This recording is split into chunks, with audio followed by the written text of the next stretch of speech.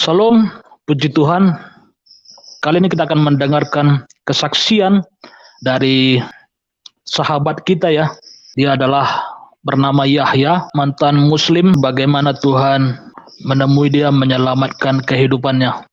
Baik, salam Pak Yahya. Ya, shalom Pak. Haleluya. Jadi namanya Yahya ya, begitu? Iya Pak, itu nama baptisnya kemarin. Baik, kalau domisili di mana domisili? Di Jawa Tengah Pak. Oh, di Jawa Tengah ya. Oke lah, saya berikan aja kesempatan langsung kepada Saudara Yahya untuk bersaksi. Haleluya, silakan.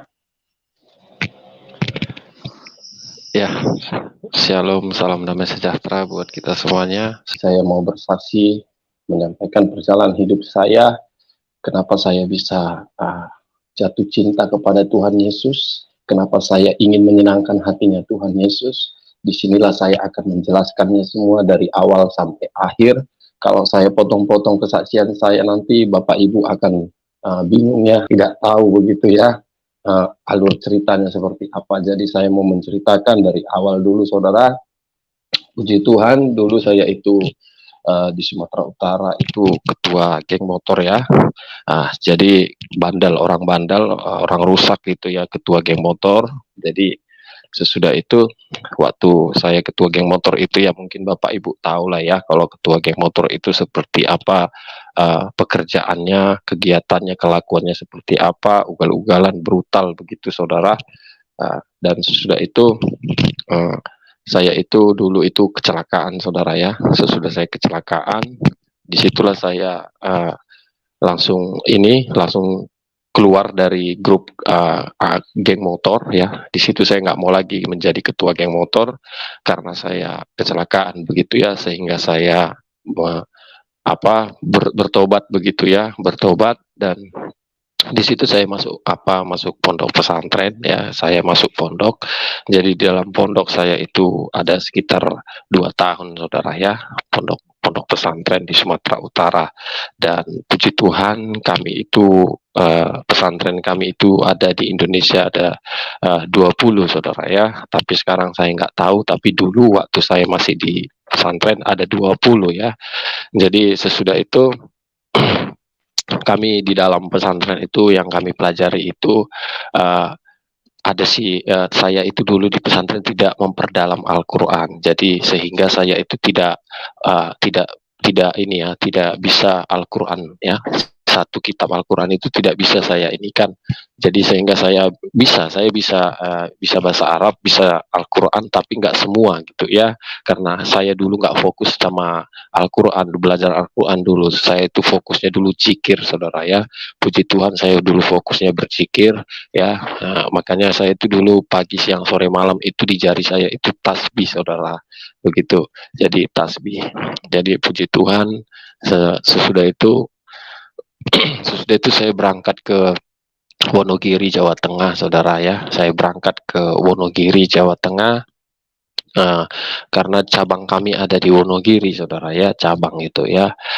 Jadi puji Tuhan saya permisi sama sama mursyid saya, guru saya dulu di pesantren.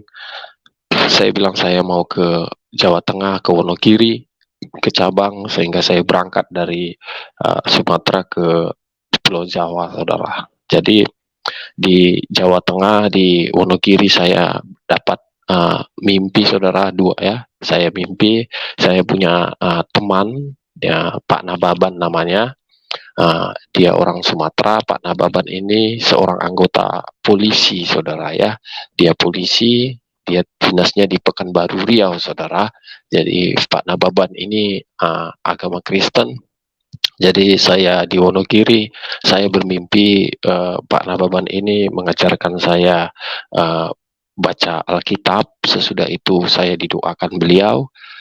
Sesudah itu saya terbangun saudara. Sesudah saya terbangun, saya telepon Pak Nababan ini. Terus saya bilang, Pak, saya mimpi sama Bapak. Nah, terus Pak Nababan ini bilang ke saya, mimpi apa? Katanya, Bang, katanya. Terus saya bilang, saya mimpi Pak, Bapak ajari baca Alkitab. Sesudah itu Bapak doakan, saya bilang gitu saudara.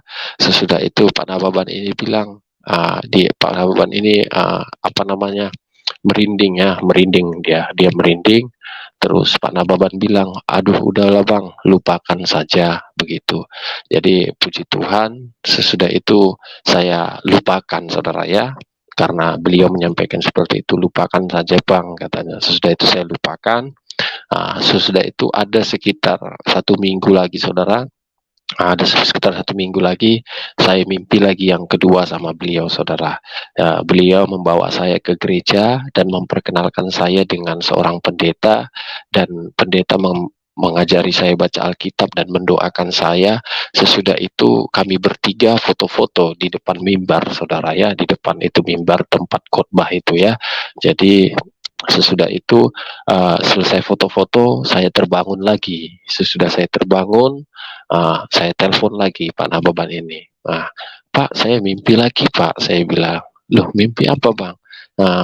Bapak ajari saya, Bapak kenalkan saya sama pendeta. Terus pendeta ngajarin saya baca Alkitab. Saya bilang, terus didoain. Habis itu kita foto-foto. Saya bilang begitu saudara. Jadi sehingga Pak Nababan ini bilang, waduh gimana itu bang? Jadi merinding saya mendengarnya, kata Pak Nababan ini saudara. Jadi di situ Pak Nababan ini pun jadi bingung ya, bingung maksudnya takut gitu ya. Waduh saya nggak tahu gimana bang katanya, karena abang kan, apalagi abang kan seorang ini santri gitu ya. Jadi Pak Nababan ini takut gitu ya, takutnya saya itu pindah agama, beralih agama gitu ya. Sehingga sesudah itu saya bilang, terus gimana ini Pak, saya bilang sama Pak Nababan ini, pikirkanlah dulu bang, kata Pak Nababan ini. Abang pikirkanlah dulu matang-matang, kata Pak Nababan ini saudara. Sehingga di situ saya ada sekitar sekitar 2 hari saudara, 2 hari, kurang lebih ya 2 hari apa 3 hari itu saya langsung di situ putuskan, saya putuskan saya siap di baptis begitu saudara. Jadi puji Tuhan, Pak Nababan bilang ke saya, jadi abang udah siap dibaptis? Terus saya bilang, sudah Pak, saya bilang. Jadi Pak Nababan ini bilang, ya oke bang, saya cari pendeta dulu untuk membaptis abang, katanya saudara. Jadi sehingga Pak Nababan ini menelpon pendeta-pendeta untuk membaptis saya. Puji Tuhan saudara, dulu Pak Nababan ini susah mencari pendeta saudara ya, untuk membaptis saya susah. Tapi puji Tuhan, Tuhan menunjukkan seorang penginjil dari Isa Al-Masih yang orang Boyolali, Jawa Tengah saudara ya. Orang Boyolali, Jawa Tengah, namanya Abang Sabto Haryono ya. Jadi puji Tuhan, saya diarahkan Pak Nababan ini ke menemui beliau. Sehingga saya pergi ke Boyolali menemui Abang Sabto Haryono ini saudara, orang Boyolali. Terus beliau membaptis saya di Semarang saudara. Beliau membawa saya ke kolam renang ya, kolam renang. Jadi sesudah di kolam renang, saya di situ ditenggelamkan begini, dibaptis begitu saudara.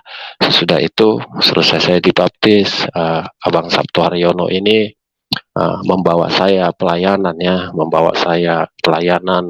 ke menemui teman-temannya begitu, tim-tim dia begitu, pelayan-pelayan begitu. Jadi sesudah itu saya ada sekitar kurang lebih ada 5 bulan saudara ya, kurang lebih ada 5 bulan saya tinggal di rumah Bang Sabto Haryono ini ya, yang membaptis saya. Kurang lebih ada 5 bulan di situ tinggal. Jadi sudah saya tinggal di situ, selama saya tinggal di situ ya, saya mendapatkan perkataan yang tidak enak begitu ya, yang tidak enak didengar ya begitu, dari tim beliau begitu ya. Tim beliau mengatakan saya yang tidak begitu ya. Jadi di situ saya berpikir seperti ini saudara, waduh piye kok saya ini gitu ya, kok saya selesai dibaptis kok malah saya ya difitnah begitu ya, dikatakan yang tidak begitu. Jadi di situ terus nomor saya juga diblokir gitu ya, nomor saya diblokir, diblokir sama tim-timnya. Ya sudah, berarti mereka tidak suka dengan saya. Di situ saya langsung ini sudah langsung kecil hati ya. Oh iyalah, mungkin mereka tidak suka dengan saya. Sehingga puji Tuhan, kalau keluarga Bang Sabto ini, saudara yang membaptis saya ini, saya tidak ada masalah sama beliau, tidak ada. Akhirnya saya izin sama keluarga beliau. Saya pamit ya, saya pamit pergi sama ke orang tua yang membaptis saya, dan sama Abang Sabto yang membaptis saya juga saya pamit pergi. Terus sesudah saya pergi, ya itu tadi saudara, sudah saya pergi, saya ngontrak di dalam kamar ya, saya ngontrak di kamar, ngontrak sendiri begitu.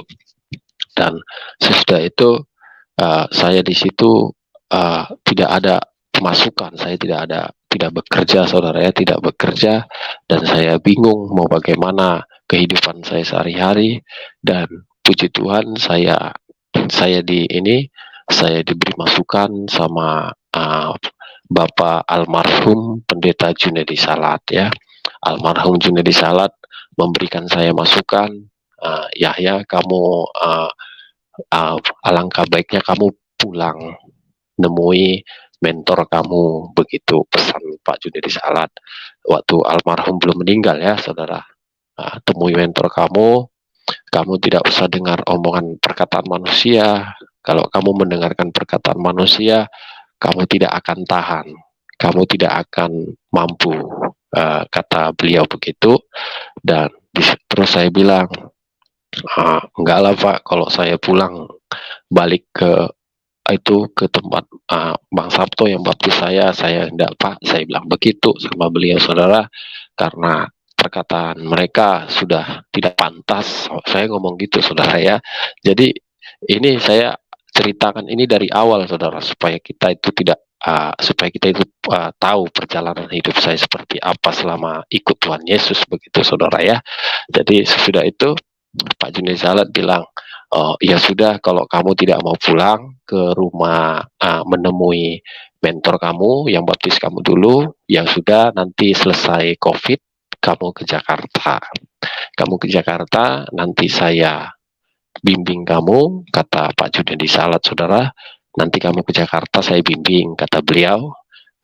Jadi untuk sekarang kamu jangan ke Jakarta dulu karena COVID masih lockdown, kata Pak Junedi Salat. Kamu di sana aja dulu, berapa kontrakan kamu sebulan, biar saya transfer, kata Pak Junedi Salat, saudara. Jadi puji Tuhan, di situ saya itu, saudara, sebenarnya sudah nggak tahu lagi ya bagaimana kehidupan saya ya. Bisa dibilang saya itu kemarin itu waktu beliau masih hidup, saya itu nggak tahu gimana lagi gitulah ya. Saya itu udah nggak ngerti lagi seperti apa. Tapi beliau membayar kontrakan saya, saudara. Berapa kontrakan kamu sebulan ya? 800.000 Pak. Saya bilang begitu, saudara kan. Akhirnya beliau mentransfer kontrakan saya 800.000, saudara. Sesudah itu Pak Junedi Salat bilang, makan kamu, kamu doa tanya Tuhan, kira kamu berdoa tanya Tuhan supaya Tuhan menjamah hati anak-anak Tuhan yang mau memberkati kamu supaya kamu bisa bertahan hidup nunggu COVID selesai, kata Pak Junedi Salat, saudara. Jadi sehingga Pak Junedi Salat hanya membayar kontrakan tempat tinggal saya setiap bulan 800.000. Kalau makan saya ya dari saya sendiri yang mencari, begitu saudara kan. Sesudah itu ya Pak, saya bilang begitu, saudara. Tidak lama kemudian Bapak Junedi Salat jatuh sakit, saudara. Jatuh sakit. Sudah itu beliau kena COVID. Pak Junedi Salat kena COVID, saudara, sehingga Pak Junedi Salat meninggal karena mungkin rumah beliau sudah jadi, saudara ya. Beliau sudah bahagia di sorga bersama Tuhan Yesus. Bapak Junedi Salat meninggal. Di situ saya langsung menangis. Saya menangis, saudara. Saya berpikir, waduh, ini bagaimana kontrakan saya, bagaimana pekerjaan tidak ada, boro-boro buat lamaran kerja, justru tenaga kerja aja banyak dikeluarkan, di PHK karena COVID. Bagaimana ini? Saya di situ bingung, saudara. Dan sudah itu saya di situ udah inilah ya, sudah nggak apa lagi gitu, nggak ada rasa percaya lagi gitu ya sama Tuhan Yesus gitu, saudara. Karena saya merasa saya itu, kenapa saya itu selesai dibaptis malah saya itu seperti ini begitu ya, pengalaman penderitaan ini seperti ini begitu. Sudah itu sesudah Pak Junedi Salat meninggal, dan puji Tuhan di situ saya udah nggak percaya, saudara, sama Tuhan. Dan akhirnya saya saya itu udah malas baca Alkitab ya, malas baca Alkitab, malas doa gitu ya. Dan saya kelakuan saya, perilaku saya itu seperti di saat saya ketua geng motor dulu, saudara, gitu ya. Kelakuan saya seperti ketua geng motor dulu gitu. Karena saya itu udah nggak percaya lagi begitu ya. Dan akhirnya sesudah itu sesudah itu, saudara, di sini ada ada anak hilang ya. Maksudnya anak hilang itu ada anak jemaat, ada di sini orang agama Kristen, anaknya umur SMP lah, SMP itu ya, SMP jalan SMA begitu, dia meninggal, saudara, tenggelam ya. Terus anak ini meninggal, namanya Jojo, orang orang Pantai Juana ya. Beliau tenggelam. Sesudah itu keluarga beliau dan ada pelayan Tuhan, Pak Aryono namanya ya, beliau mengatakan kepada saya, Mas Yahya kan percaya Tuhan Yesus karena mimpi. Jadi tolonglah Mas Yahya, kita bawa doa agar si Jojo ini bisa ditemukan begitu, saudara ya. Sudah itu oh iya, saya bilang begitu. Akhirnya saya diundang datang ke rumah si korban ya, ke rumah si korban. Saya diundang untuk hadir, untuk doa agar si Jojo, anak ini bisa ditemukan begitu ya. Dan akhirnya kami doa bersama, saudara. Saya bawa gitar dari kontrakan saya bawa gitar ke rumahnya. Di rumahnya saya doa memuji Tuhan ya, supaya si Jojo ini bisa ditemukan begitu, saudara ya, tenggelam gitu ya. Jadi sudah itu ada kok videonya, saudara, ada videonya di channel YouTube saya, ada videonya main gitar sama keluarga si korban, ada itu waktu saya doa mencari begitu ya. Jadi sudah itu selesai itu, orang tuanya si Jojo ini mengatakan kepada saya, gimana ya Pak Yahya supaya bisa ditemukan begitu ya. Dan akhirnya saya di situ langsung berpikir begini, saudara, gimana ini ya supaya si Jojo ini ditemukan. Jadi saya ngambil jalan pintas, Sudah itu karena saya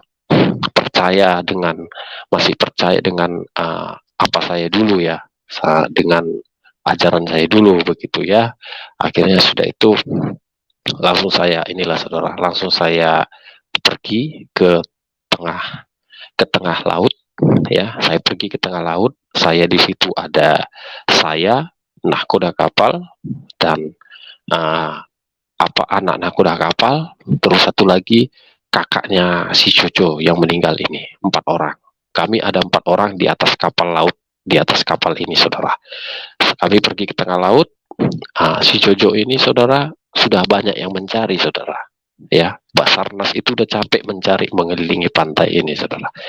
Jadi karena orang tuanya si korban ini minta tolong sama saya sampai nangis-nangis, sehingga saya merasa kasihan begitu ya. Dan akhirnya saya ambil jalan pintas. Di situ saya langsung pakai doa lama saya, saudara. Doa zikir saya gitu ya, supaya si Jojo ini ditemukan, supaya dia bisa supaya dia mengambang begitu ya. Saya berdoa tidak minta tolong sama Tuhan Yesus, saudara. Saya minta tolong bukan sama Tuhan Yesus, tapi saya minta tolong sama doa lama saya dulu. Saya doa pakai zikir saya dulu supaya si Jojo ini bisa mengambang. Kalau dia mengambang kan pasti bisa ditemukan begitu ya. Sudah itu saya langsung bilang sama keluarganya, ini susah Bu, Pak, ini susah ditemukan. Terus sampai saya ngomong sama keluarga si korban, saudara, kalau ini tidak bisa lagi ditemukan karena yang pegang dia ini sangat kuat. Saya bilang gitu, saudara ya, sangat kuat gitu. Yang megang dia itu raja pantai ini gitu ya, penunggu di situ gitu loh. Jadi yang megang dia ini kuat gitu ya. Jadi kalaupun beliau bisa ditemukan itu salah satu mujizat lah gitu ya. Kalau bisa ditemukan mujizat gitu. Terus saya bilang ini nggak bisa ditemukan karena yang pegang ini orangnya kuat gitu ya. Di situ saya langsung saudara langsung bilang sama keluarga si korban, kalau ada nanti yang bisa menemukan dia saya kasih uang. Sampai saya ngomong gitu, saudara, karena saya tahu bahwasanya ini nggak bakalan bisa ditemukan karena yang pegang dia ini kan bukan sembarang ilmu gitu ya, bukan yang ilmu-ilmu apalagi gitu ya, udah kuat gitulah ya. Karena mungkin penunggunya ini kan mungkin sudah umurnya mungkin udah ratusan tahun, saudara ya, atau ribuan tahun, kita nggak tahu. Yang jelasnya ya sementara saya aja masih anak kemarin begitu ya, jadi ya udah jelas dia lebih kuat begitu, sehingga keluarga si korban masih menggunakan ini paranormal, menggunakan dukun, tetap juga nggak ditemukan, saudara, sampai detik ini. Karena saya bilang langsung sama keluarga si korban, kalau bisa ditemukan dia saya kasih duit yang menemukannya. Sampai sekarang nggak ditemukan, saudara, nggak, sampai sekarang nggak ditemukan. Karena apa? Karena saya tahu, maksudnya saya tahu itu, saya percaya yang saya anut dulu gitu. Karena yang saya anut dulu gitu saya percaya gitu ya. Ibarat katanya kalau orang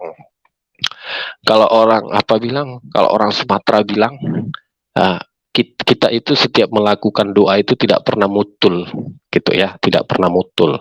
Kita itu nggak pernah membal gitu. Pasti setiap kita doa minta pertolongan sama yang kuasa pasti akan terjadi. Kalau kita benar-benar mengamalkan zikir kita begitu ya, karena zikir itu adalah kekuatan di dalam hidup kita begitu ya, salah satu untuk kekuatan gitu ya. Jadi di situ langsung saya berpikir, udah, kalau saya aja udah membal ya, saya itu membal, berarti ya sudah, ini berarti udah nggak bisa lagi begitu. Sampai sekarang, sampai detik ini, saudara, tidak ditemukan. Sampai detik ini tidak ditemukan. Sudah berapa paranormal, sudah berapa dukun, sampai detik ini. Sesudah itu saya langsung lemas ya, di tengah laut, di tengah laut, di atas kapal saya lemas, saudara. Saya lemas karena saya diserang sama penunggu di situ. Saya diserang yang nggak bisa dilihat mata gitu ya. Saya lemas, nggak bisa lemas, saudara. Akhirnya nahkoda kapal langsung membawa saya ke darat karena saya sudah lemas. Sesudah itu nahkoda kapal sama kakaknya si korban menurunkan saya dari kapal. Saya turun dari kapal aja, saudara, saya itu dipegangin. Saya dipegangin, saudara. Karena saya udah lemas, tenaga saya nggak, stamina saya nggak ada lagi. Bahkan bawa sepeda motor saya nggak bisa, ya, nggak bisa kemarin itu. Sesudah itu saya turun dari kapal dipegangin. Sesudah itu saya dibawa ke rumahnya, ke rumah keluarganya si korban, si Jojo ini.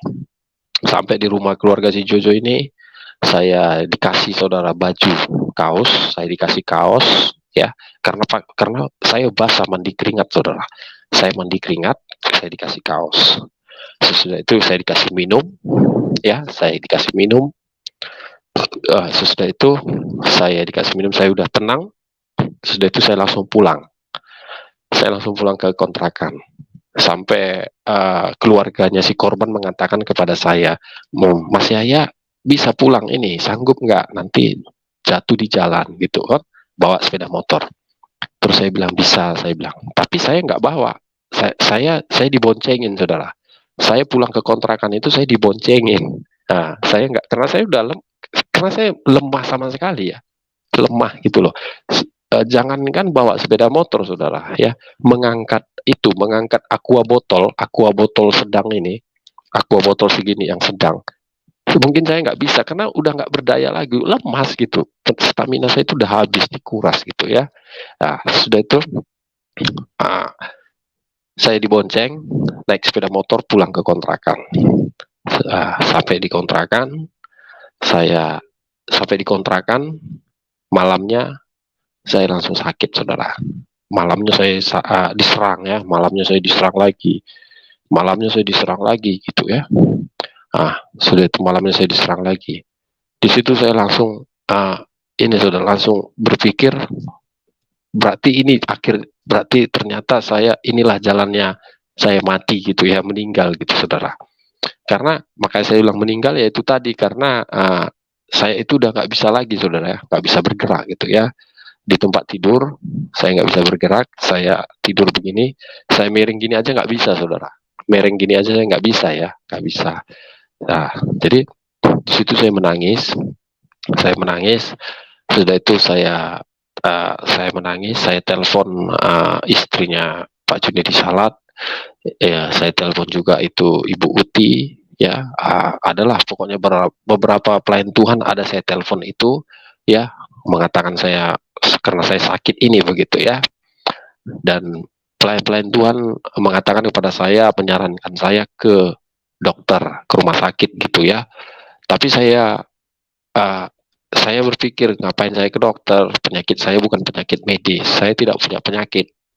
Saya berpikir seperti itu, saudara. Sehingga saya di situ langsung ikhlas aja. Saya menangis, saya ikhlas di situ. Ternyata saya pulang ke Sumatera tinggal nama. Maksudnya tinggal nama itu ya mayat gitu ya. Saya di situ udah pasrah. Inilah ternyata gitu kan. Dan ya gimana saya mau ke rumah sakit, saudara? Ke kamar mandi aja saya buang air kecil nggak bisa, saudara. Tidak bisa. Orang nggak bisa bergerak sama sekali gitu ya. Saya itu udah diikat. Saya itu diikat, di sekali itu kan diserang, diikat, mau dibunuh gitu, dibunuh. Bahkan saya bernapas aja begini, saudara. Saya seperti itu bernapasnya, saudara. Saya bernapas sudah seperti itu saya bernapas. Makanya saya itu menangis. Saya tidak bisa berbuat apa-apa lagi, bahkan saya kencing, saya tahan, napas saya sudah satu-satu, saudara. Saya tempat tidur seperti ini sambil menangis, meneteskan air mata. Saya begitu, terus saya ambil HP. Sudah saya ambil HP, saya cari channel YouTube rohani, ya. Saya cari YouTube rohani, gitu. Saya mau mencari YouTube rohani begitu. Saya buka YouTube, begitu saya buka YouTube, channel YouTube, tiba-tiba muncul channel Pendeta Gilbert Lumoindong. Itu tiba-tiba muncul, bukan saya cari, saudara. Tiba-tiba aja begitu saya buka YouTube, saya buka, tiba-tiba muncul channelnya beliau gitu ya. Jadi begitu channel beliau terbuka, saya buka, beliau lagi ada 3 orang ya. Beliau ada 3 orang, Pendeta Gilbert Lumoindong, terus satu lagi si anaknya yang laki-laki, Mas Steven ya, Mas Steven. Terus satu lagi ada yang main gitar, saudara. Yang main gitar namanya siapa yang namanya? Mas saya lupa, ada Grand-nya lah, pokoknya ada Grand-nya, saudara. Pokoknya mereka ada 3 orang, anak muda, anak Pendeta Gilbert satu lagi ada Mas apa Grand, nggak tahu saya, pokoknya 3 orang. Mereka main gitar, saudara. Mereka main gitar nyanyi, kau ambil alih begitu kan. Waktu saya dengar kau ambil alih seluruh hidupku begitu kan, di situ saya langsung menangis, saudara. Saya langsung menangis. Kenapa saya katakan menangis? Saya itu udah memang inilah ternyata saya terakhir gitu ya. Nyawa saya udah ini terakhir, karena saya itu udah memang bisa dibilang mati, saudara. Karena waktu saya pulang dari rumahnya si korban juga, mereka itu udah nganggap saya itu pasti meninggal gitu ya, orang-orang situ gitu ya, pasti saya kalah, pasti saya mati begitu ya. Tapi puji Tuhan saudara, saya masih diberikan kesempatan sama Tuhan Yesus sehingga Pendeta Gilbert menyanyikan lagu rohani. Di situ saya menangis. Selesai saya menangis, pas saya menangis itu saya gerakkan badan saya begini, sudah bisa saudara. Habis itu saya gerakkan begini bisa juga begitu, tapi duduk belum bisa, jalan belum bisa, tapi mereng begini sudah bisa. Di situ saya semakin menangis, dan sesudah itu Pendeta Gilbert berdoa buat para penonton semua, yang sakit engkau sembuhkan, yang lemah engkau kuatkan, yang berbeban berat engkau hibur di dalam nama Yesus. Puji Tuhan saudara, saya sembuh, saya bisa duduk. Di situ saya menangis saudara, saya langsung bergerak bisa. Sesudah itu saya duduk bisa. Habis itu saya coba berdiri bisa. Sesudah saya berdiri, HP saya letak. Sesudah saya berdiri, karena saya sudah menahan kencing dari tadi ya saudara, saya udah berjam-jam menahan kencing. Saya mau kencing di tempat tidur, tapi saya tahan. Pas saya berdiri bisa, saya langsung lari ke kamar mandi dulu, buang air kecil. Sesudah HP saya letak tempat tidur, saya lari kamar mandi, buang air kecil. Habis itu saya balik, keluar saya dari kamar mandi, saya ambil lagi HP, saya tonton lagi. Di situ saya langsung menangis saudara. Di situ saya langsung terduduk menangis. Di situ saya sembuh saudara. Ya, di situ saya nangis, saya minta ampun sama Tuhan. Saya bergerakkan semua sudah bisa saudara, sudah bisa ya. Puji Tuhan saya sembuh saudara. Ya, puji Tuhan saya sembuh. Selesai Pendeta Gilbert mendoakan, saya sembuh. Selesai saya sembuh. Ya, itu tadilah saudara. Pokoknya saya itu tidak bisa lah ya, melupakan itu saya tidak bisa. Karena kenapa saya katakan tidak bisa? Karena waktu saya itu sebelum sakit itu saya itu memang udah ada niat mau meninggalkan Tuhan, karena saya sudah sangat merasa tersakiti ya sama anak-anak Tuhan gitu ya. Saya itu udah sangat dihakimi, terlalu sangat disakiti begitu, sehingga saya ada niat ya mau meninggalkan Tuhan. Tetapi Tuhan mungkin memang itulah rencana Tuhan tadi, dia tidak mau saya itu binasa saudara, sehingga beliau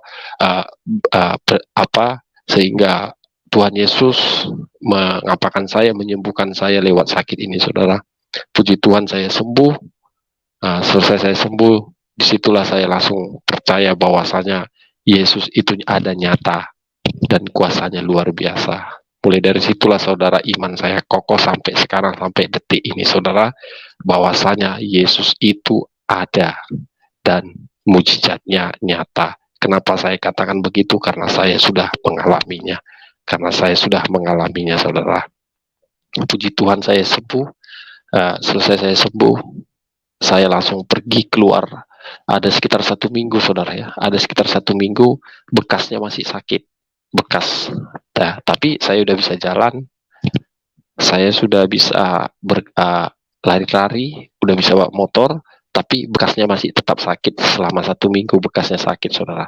Habis itu saya pergi bersaksi, saya pergi keluar rumah, saya ceritakan sama teman-teman saya yang ada di sini agama Muslim. Nah, saya ceritakan begitu ya, mereka itu ya kaget aja ya, terheran begitu ya, karena mereka juga kan mereka juga sudah mengatakan pas itu meninggal karena dia udah melawan, katanya melawan raja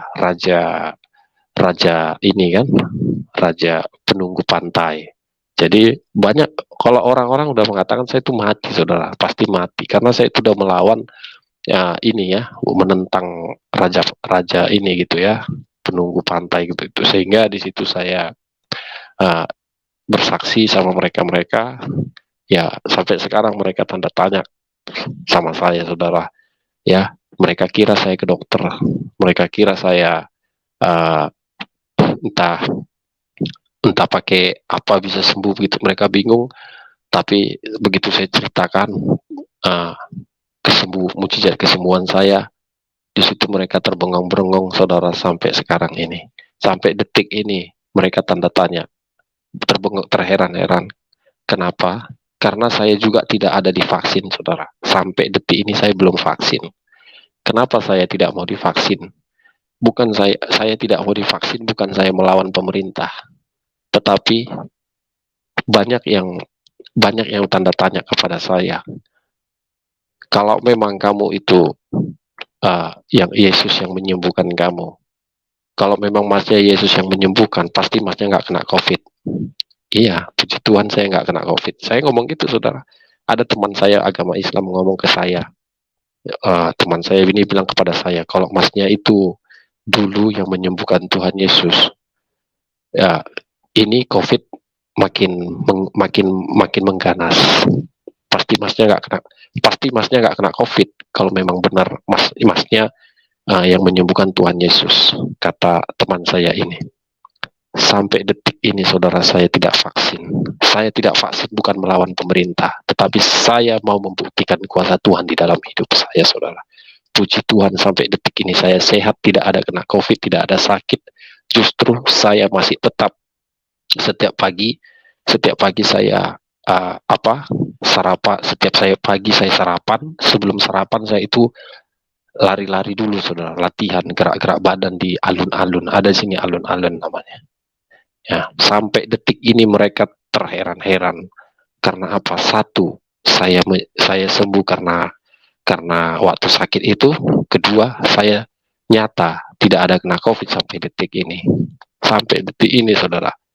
Makanya ya setiap saya kesaksian itu ya begitu tadi. Ya, gak ada yang berani ngomong ABCD sama saya. Karena apa? Ya mereka bilang kepada saya, masnya kok bisa begitu ya, katanya. Kok bisa tiba-tiba dapat channel YouTube Pendeta Gilbert itu ya, kata mereka. Saya bilang, saya bukan mencari, dan saya dulu juga tidak pernah menonton channel beliau, saya bilang. Tapi tiba-tiba aja muncul, saya bilang. Di situ sampai sekarang, saudara. Teman saya di sini nggak ada Kristen, saudara. Teman saya di sini agama Islam, tetapi saya tetap menceritakan mujizat Tuhan di dalam hidup saya. Sesudah itu ada beberapa anak Tuhan mengatakan saya itu takut menginjil. Langsung saya buktikan, saudara. Saya buktikan dengan apa? Saya langsung beli kalung salib, saudara. Ini nonstop saya pakai. Saya pakai kalung salib nonstop 24 jam, saudara. Sampai detik ini teman saya tidak ada Kristen Islam, ada haji, ada ustadz, ada Islam yang taat sama agama. Tapi teman saya Islam tidak ada yang fanatik. Mereka tidak ada yang fanatik. Karena apa? Karena itulah ajaran Islam yang sesungguhnya. Kita itu tidak boleh membenci agama orang lain. Teman saya Islam semua, saudara, di sini. Tapi mereka baik sama saya, dan saya juga baik sama mereka. Dan saya setiap hari pakai kalung salib. Bahkan saya mencari salib besar. Mau cari kalung salib yang besar. Tapi tidak ada saya temukan. Mas, kenapa saya mau mencari? Karena saya mau membuktikan. Banyak yang mengatakan saya, saudara, takut menginjil. Saya tidak takut menginjil. Tolong dicatat. Teman saya Islam semua di sini, dan saya tinggal dikelilingi sama agama Islam. Kenapa saya berani bersaksi? Karena itu nyata. Bukan misalnya aku jumpa sama Tuhan Yesus, aku melihat wajah Tuhan Yesus. Itu bukan seperti itu kesaksian, tapi nyata.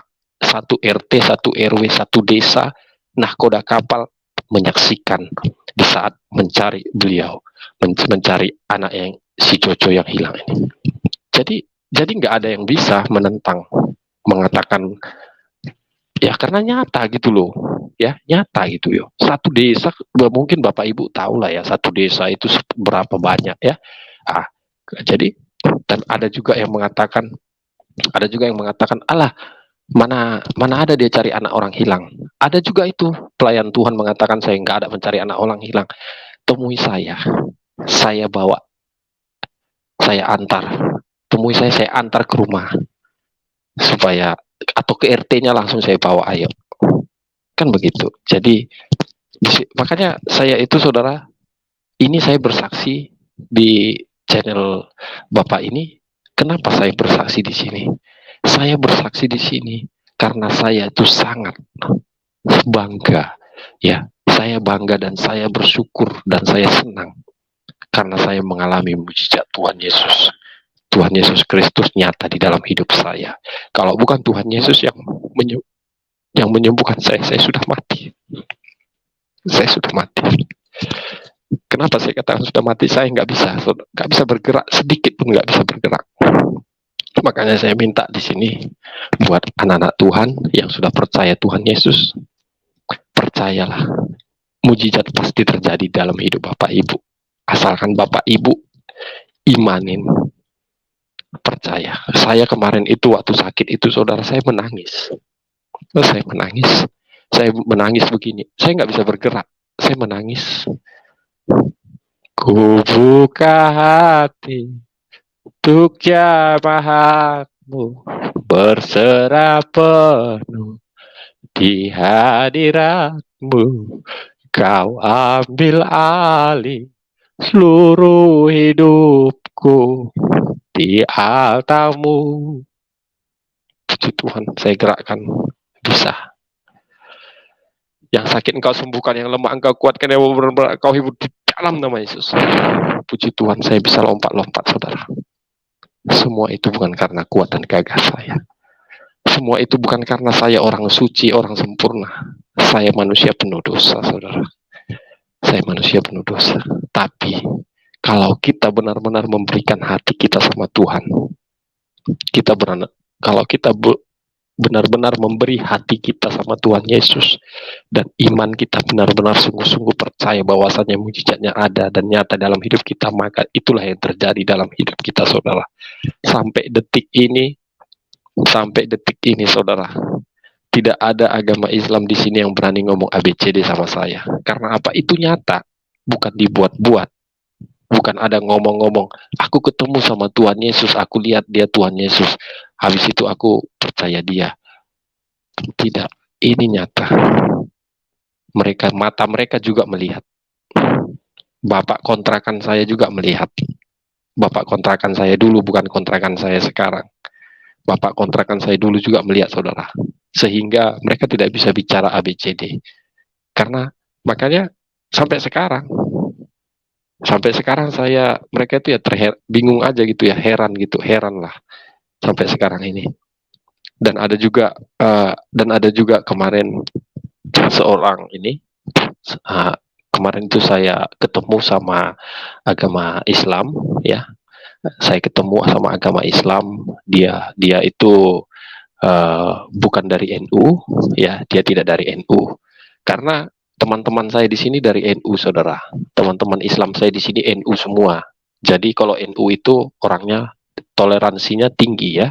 Jadi kemarin saya di warung, saya ngobrol sama ibu-ibu, sama ibu yang punya warung, terus ada juga ibu-ibu, saya ngobrol, masih kepala udah sorban kok begitu, masih ngambil orang Jawa, orang Kristen yo, katanya. Terus saya bilang, enggak Bu. Terus kok piye, katanya. Ya saya ceritakanlah kesaksian saya itu. Ya ini saya terbuka aja, seumpama ada lalat, saudara. Seumpama lalat ada terbang. Mungkin lalat itu sudah masuk ke dalam mulut ibu itu.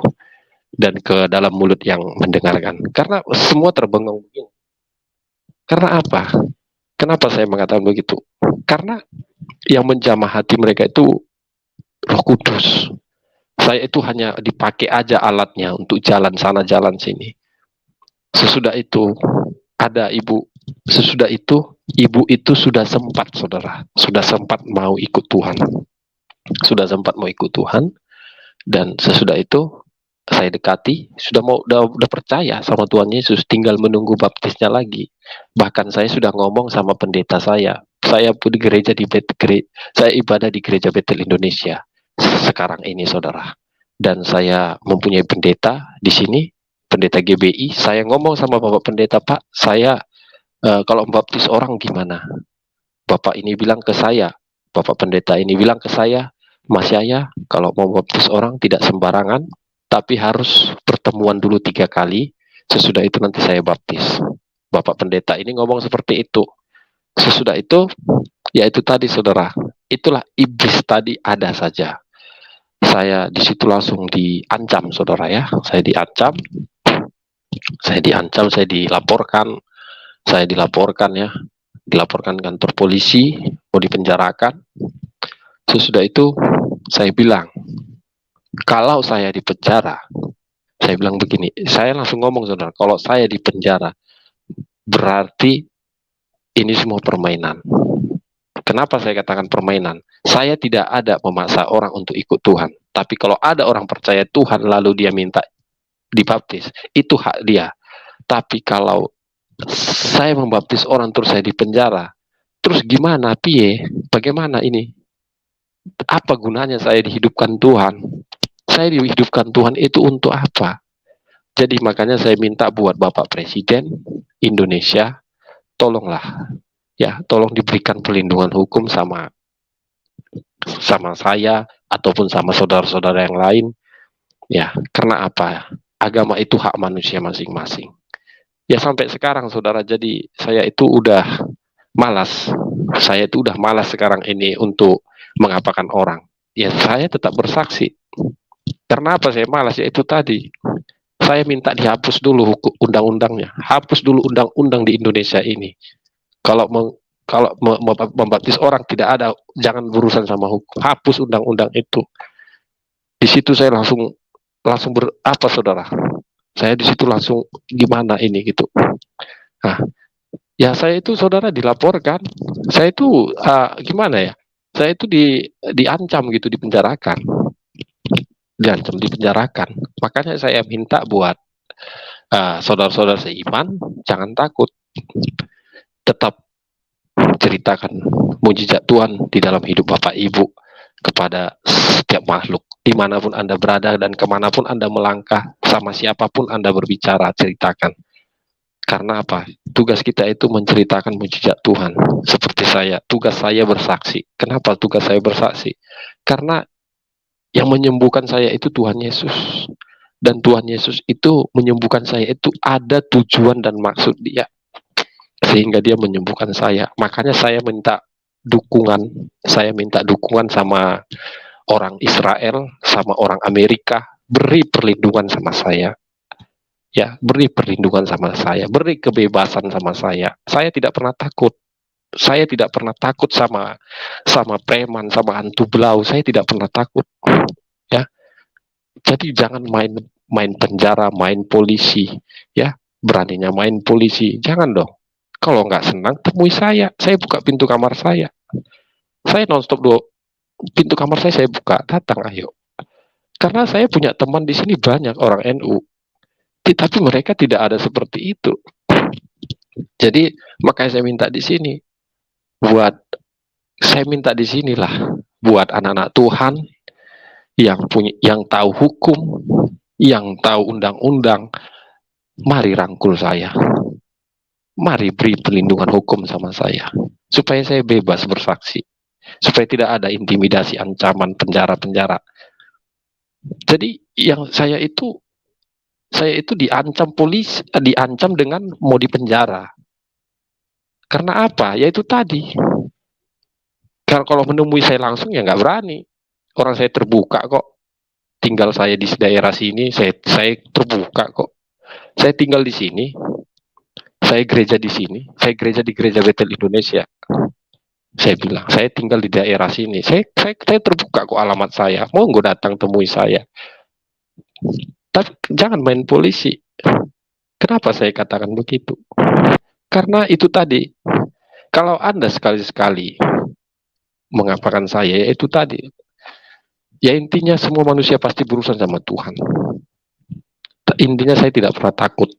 Saya tetap bersaksi kemanapun saya melangkah. Mau saya beli nasi goreng, mau saya pergi ke pantai, mau saya pergi ke warung pecel lele, mau saya pergi ke ke toko apa, toko belanja, pusat perbelanjaan, saya tetap bersaksi yang namanya kalau masih ada manusia di samping saya tetap bersaksi.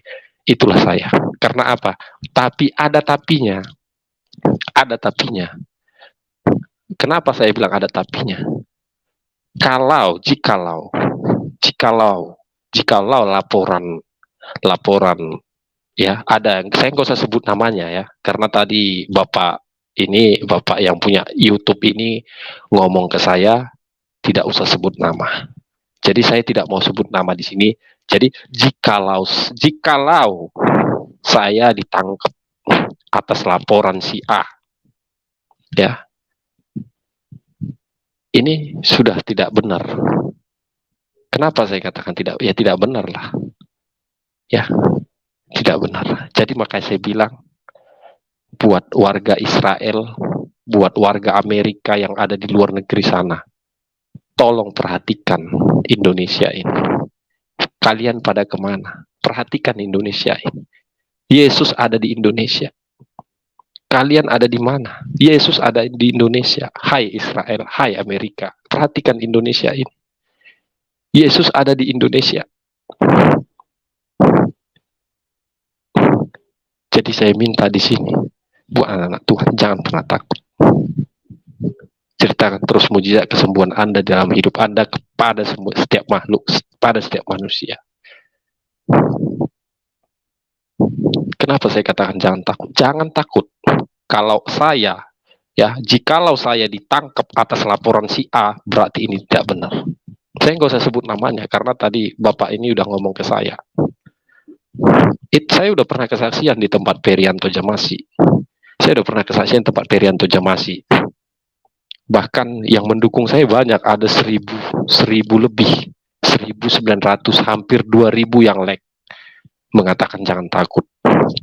Ya karena memang hampir 2000 lebih, hampir 2000 yang like, mengatakan jangan takut. Ya memang benar, saya tidak takut. Saya tidak pernah takut. Kalau tidak senang dengan saya, ya kan, temui saya. Pintu saya terbuka.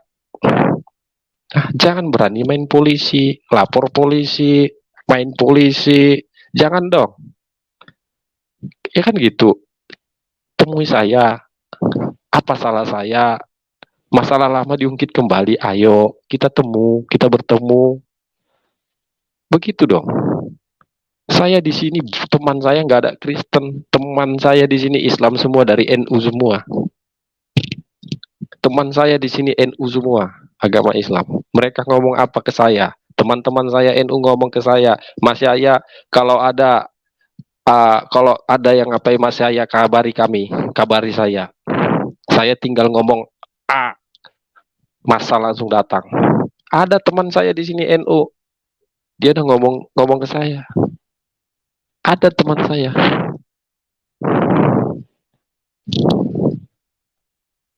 Apa dia bilang kepada saya? Itu dari NU asli. Dia itu asli taat ya, taat sama agama loh. Ya, tapi nggak fanatik. Toleransinya tinggi. Dia ngomong ke saya, Mas Yaya, kalau nanti ada masa-masa lalu Mas Yaya, ngapain Mas Yaya, kabari ke saya. Saya gampang kok, tinggal ngomong tinggal menjerit saya sekali seperti lebah datang. Dia ngomong gitu langsung, saudara. Karena apa? Ya itu tadi. Karena apa? Ya itu toleransinya tinggi di sini. Makanya di sini di tempat saya ini toleransinya tinggi. Teman saya itu dari NU langsung, saudara. Makanya saya itu nggak pernah takut. Makanya ada pelayan Tuhan mengatakan ya, pelayan Tuhan mengatakan takut bersaksi, takut menginjil. Opo? Takut opo? Hah? Orang saya tiap hari kok keluar, kadang saya nggak pakai helm, kadang saya pakai topi, kadang saya nggak pakai topi, kadang saya nggak pakai helm, kadang saya nggak pakai masker keluar rumah. Hah? Takut apa? Orang teman saya di sini banyak agama Islam kok, dari NU, ada haji, ada ustadz, ada juga yang taat sama agama. Teman saya di sini mana ada yang ini? Teman saya Kristen hanya di dalam gereja saya. Saya gereja Bethel Indonesia. Kalau di dalam gereja teman saya Kristen semua, tapi kalau di luar gereja teman saya Islam semua sampai sekarang ini. Makanya saya pakai salib. Kenapa saya pakai salib? Kenapa? Ya ini. Supaya setiap saya bertemu sama mereka, mereka memandang ini, memandang salib ini. Makanya saya pakai salib. Kemarin saya cari salib besar, nggak ketemu. Kenapa saya mau buat yang besar? Supaya saya ketemu sama mereka, teman-teman saya ini, supaya mereka memandang ini. Ini tidak pernah saya masukkan ke dalam. Begini, tidak pernah saudara, tidak pernah saudara. Mulai ini saya beli, tidak pernah saya buat seperti ini. Tapi saya keluarkan, saya tunjukkan begini. Nah, kalau ada jual besar salib di sini saya beli. Ada nggak yang jual salib besar di sini? Saya beli, akan saya beli. Karena apa? Karena saya bangga dengan Tuhanku Yesus Kristus. Kenapa saya bangga? Karena saya sudah mengalami mujizat kesembuhan dari Tuhan kita Yesus Kristus. Makanya saya minta di sini buat anak-anak Tuhan, jangan pernah takut bersaksi. Apapun keadaan Bapak Ibu, baik atau tidak baik, tetaplah bersaksi dimanapun Anda berada. Selama kita masih hidup, masih bisa bernapas, mari kita ceritakan mujizat kebaikan Tuhan di dalam hidup kita kepada setiap makhluk yang ada di muka bumi ini. Jangan takut. Kenapa saya katakan jangan takut? Kecuali maksudnya kecuali itu jikalau polisi melarang jangan bersaksi baru. Jangan bersaksi. Kenapa? Jangan, kita tidak boleh melawan pemerintah. Karena apa? Karena pemerintah itu, yang pilih pemerintah itu adalah Tuhan. Nah, makanya saya itu kadang berlawanan sama teman saya. Ada teman saya Muslim juga berlawanan. Karena apa? Dia mau melawan pemerintah kan? Dia kadang ngobrol gitu kan. Kalau ngobrol gitu melawan pemerintah. Kalau saya mas nggak berani mas saya ngelawan pemerintah, karena kan pemerintah itu yang pilih itu Tuhan. Saya ngomong gitu langsung loh. Saya ngomong gitu langsung. Kenapa? Memang pemerintah itu yang milih itu Tuhan loh saudara. Tuhan memilih mereka untuk memimpin bangsa ini. Tuhan memberikan kepercayaan kepada mereka untuk memimpin bangsa ini, sehingga kita anak-anak Tuhan tetap mendoakan bangsa kita, bangsa negara kita Indonesia. Karena Tuhan Yesus ada di Indonesia yang sudah menyembuhkan saya di saat saya jatuh sakit, tidak ada harapan hidup. Jikalau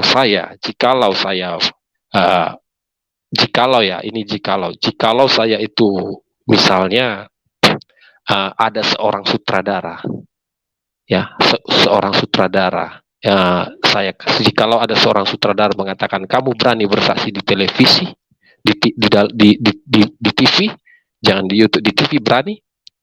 Kenapa tidak berani? Berani. Jikalau ada sutradara. Kenapa? Karena itu tugas saya. Jadi tidak bisa saya elak. Saya tidak bisa mengelak. Ya, saya tidak ada. Makanya saya kalau ada yang mengatakan takut apa segala macam, takut karena ini, saya tidak pernah takut. Selama saya tidak diganggu gugat oleh polisi atas laporan si A, saya nggak usah sebut namanya. Karena Bapak channel YouTube udah mengatakan jangan sebut nama. Selama dia laporan dia ditolak, saya tidak pernah takut bersaksi. Karena saya hidup karena Yesus, mati pun saya karena Yesus. Hidup dan mati saya ada di tangan Tuhan Yesus. Makanya saya minta. Pak Yahya, saya salah dikit ya. Ya, kita ini aja, jangan terlalu fokus pada seseorang begitu. Jangan terlalu fokus pada seseorang, agar kita bisa konsen memberitakan kasih dan kemuliaan Yesus gitu. Jadi orang Islam itulah saudara kita. Kalau mungkin ada satu orang yang jahat, itu paling oknum begitu ya. Jadi supaya kita paham bahwa mereka bukan musuh kita, mereka adalah saudara kita dan kita mengasihi mereka gitu. Masalah ini tadi, apakah ada sutradara televisi ya? Saya ada kenal seseorang ya.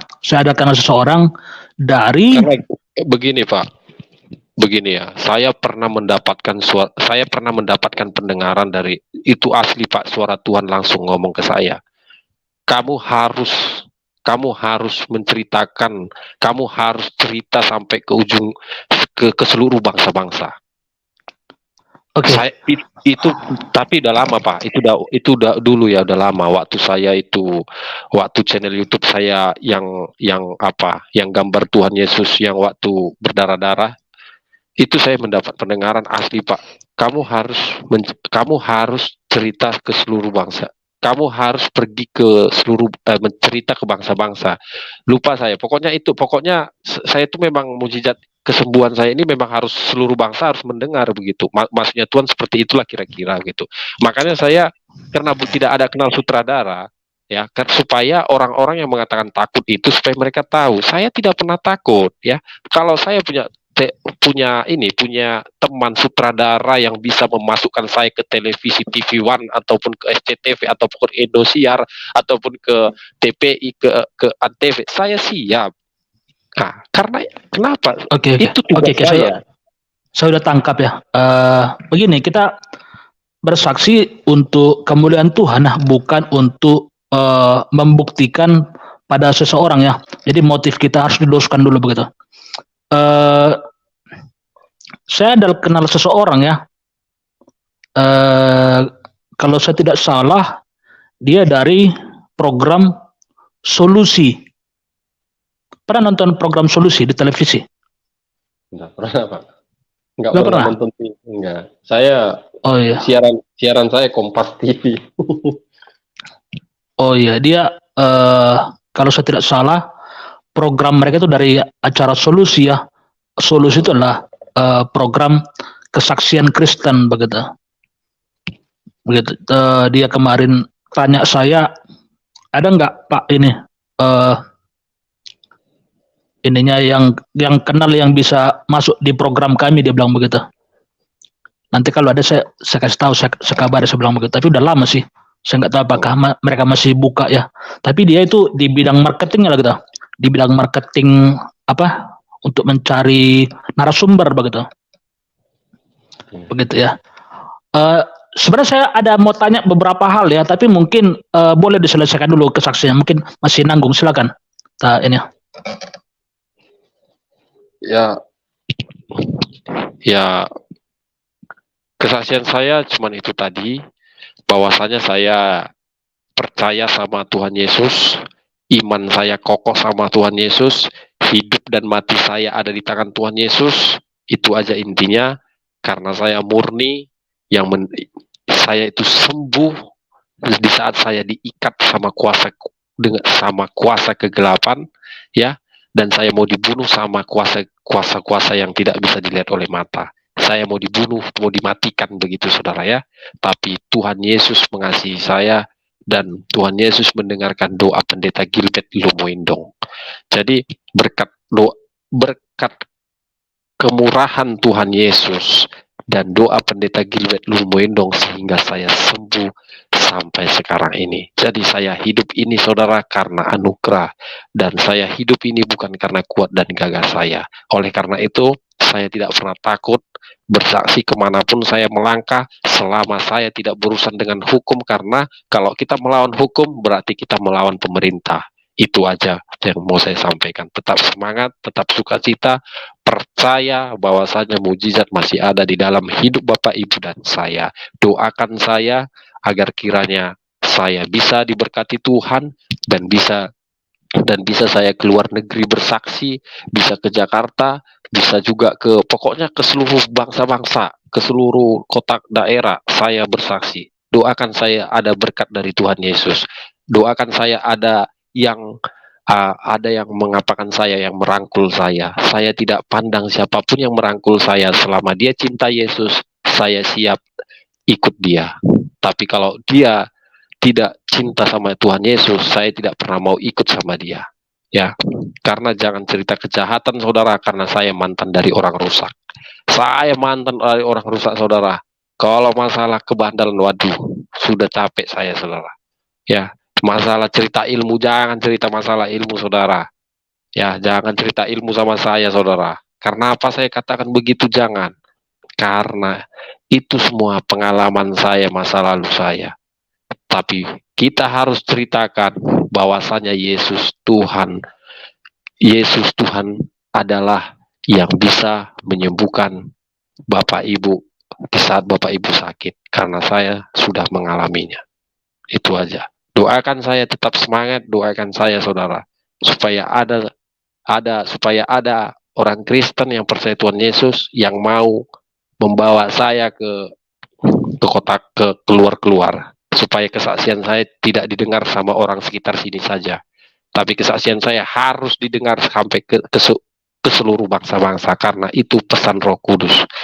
Dulu saya asli mendengar suara Roh Kudus menyuruh saya pergi ke seluruh bangsa-bangsa. Tapi sekarang saya tidak pernah lagi mendengar suara Roh Kudus. Dulu saya dengar dia ngomong begitu ke kuping saya. Dan juga dulu dia pernah ngomong sama saya, Roh Kudus pernah bicara ke kuping saya langsung, kuduskan tubuhmu. Itu ada kok di YouTube itu.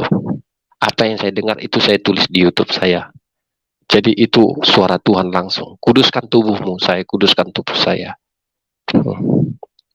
Makanya saya minta di sini buat kita anak Tuhan, jangan fokus saya di sini saudara. Di sini saya ini yang nemanin saya ini anak Tuhan, pelayan Tuhan, perempuan, pelayan Tuhan. Saudara, saya sering belakangan hari ini, saya sering menegur dia, pelayan Tuhan ini. Kamu jangan pernah sekali-sekali berbuat dosa. Saya ngomong begitu karena apa?